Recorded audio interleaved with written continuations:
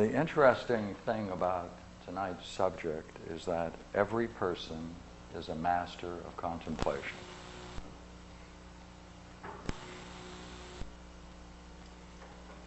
And that's all we have to make clear. Now, there is a difficulty, however. You see, if you know something but you don't know that you know it, then you can't use it.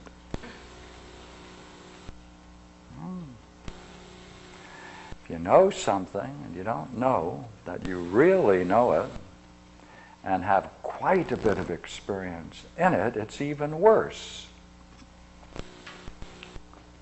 But it's a far greater problem if whatever you're doing is the very thing you want to study, and you don't know that you're doing it all the time. Let's see. Let's see how we can make that clear. Would you agree that coming here, you had to have a goal? Right?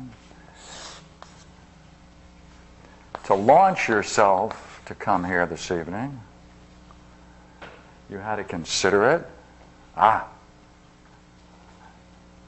You had to think about what other alternatives were open to you. You had to consider two most important things. How to consider whether or not it was going to justify the effort that you're going to go through, giving up an evening, to explore this subject. When I think everyone here knows that most talks about contemplation aren't worthwhile, or meditation. They're simply not worthwhile. But you risked it. All right, now look here. You made the decision to come. Goal. After you made the decision, then you had some concerns about whether it was the right decision or not. So therefore, there was a conflict you had to resolve to get here. All the ways in which you weighed it back and forth. And then you decided to move. So the conflict was over, and then you decided. Now look here. To get here means you had to keep that idea in your mind. And therefore, if you keep an idea on your mind,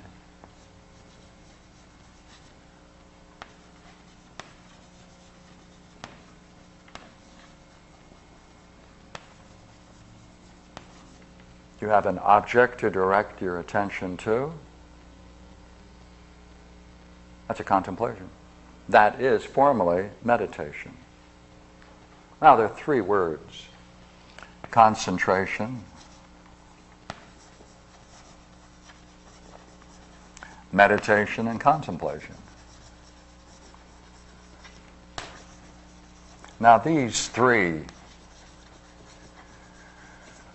are merely variations of one thing, which is why in Hinduism and yoga these are called the samyamas, because when they're taken together, it's a samyama. Sam meaning together, yama, the study of. That study which takes all these things together is a samyama. So therefore, if you do a samyama on something, you're concentrating on it. What's the difference between concentration and meditation? The continuous application of concentration is meditation. It's a different step. The continuous staying with your object of meditation, you'll then join with it. That's contemplation. It's one thing, 3 stages. So you made a decision. The decision you made meant, therefore, that you'd keep an idea on your mind, and as you were journeying, you had to think about it. Came up again and again. Am I doing the right thing? What can I expect? So around this goal, a whole bunch of ideas were built. Maybe I have a question I'd like to explore. I wonder whether it's going to be interesting. I wonder whether it's going to be worth my while. They cluster around the goal.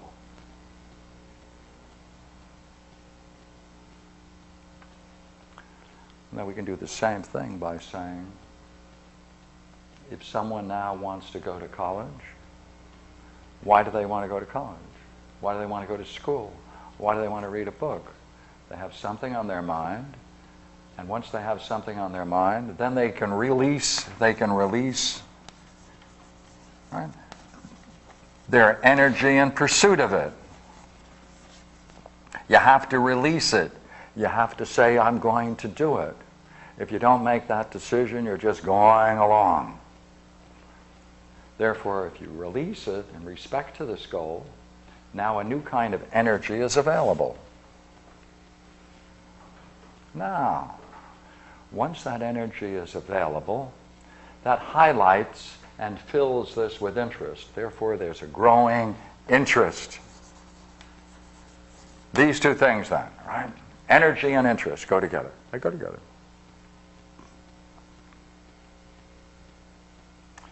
If you decide to go to college, what are you going to go to college for? You're going to go for a job. What are you going to go to a job for? Would you not agree that the reason you're going to go through a course of action involving many stages, such as college, is only because of one thing? You think by taking that course of action that you are going to benefit. You're going to think it's worth your while. You think you are going to benefit. That is to say, be made better.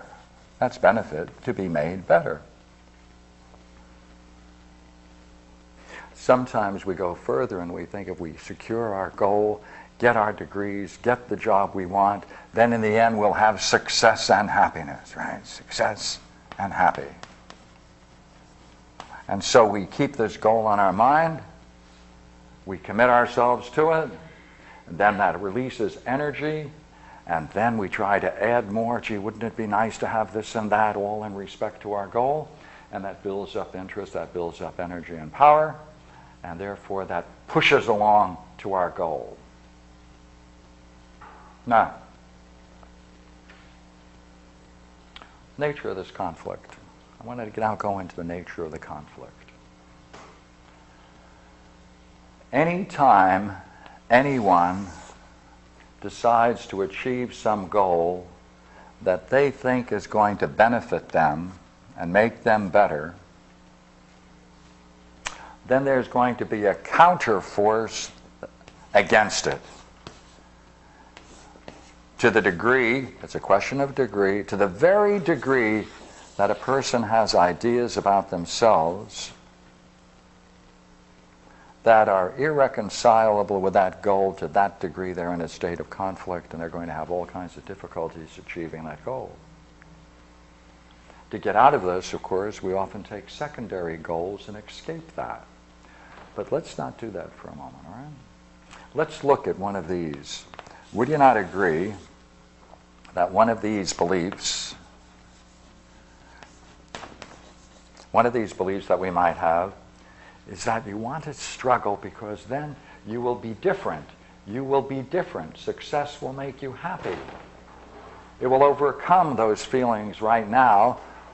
What? Because there's a sense in which you expect with success and happiness you will be finally adequate. You will have